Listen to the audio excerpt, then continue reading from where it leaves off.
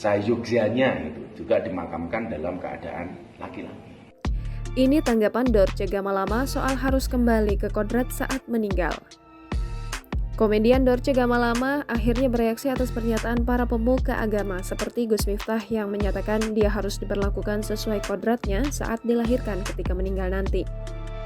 Dorce membuat video reels ditujukan kepada kiai dan ustadz yang selama ini berkomentar mengenai permintaannya agar dimakamkan sebagai perempuan saat tiba waktunya kembali ke Tuhan.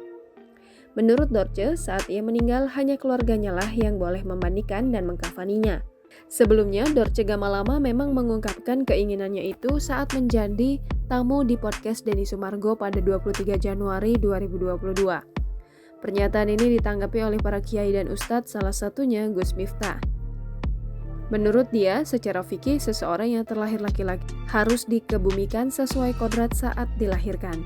Gus Miftah menjelaskan perlakuan jenazah laki-laki dan perempuan berbeda. Pada jenazah perempuan ada 5 lapis kain kafan, sedangkan laki-laki 3 lapis saja. Dorce Gamalama merasa terluka dengan pernyataan itu.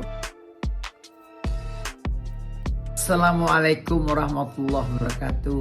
Kepada kiai, ustadz yang telah menerangkan keadaan mati saya, siapa yang akan memandikan saya, siapa yang akan mengubur saya, biarkanlah keluarga saya yang nanti akan mengurusnya.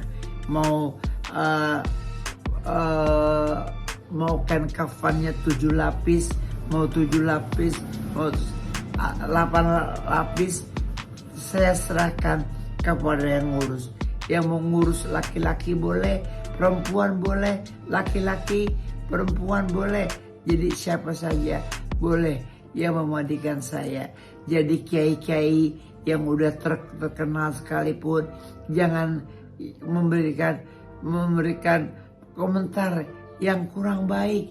Harusnya Anda seorang kiai memberikan suguhan dan juga himbauan kepada seseorang siapapun, karena saya juga manusia mempunyai tanggung jawab untuk hidup dan mati kelaknya. Assalamualaikum. Jangan lupa subscribe, share, komen, dan like ya.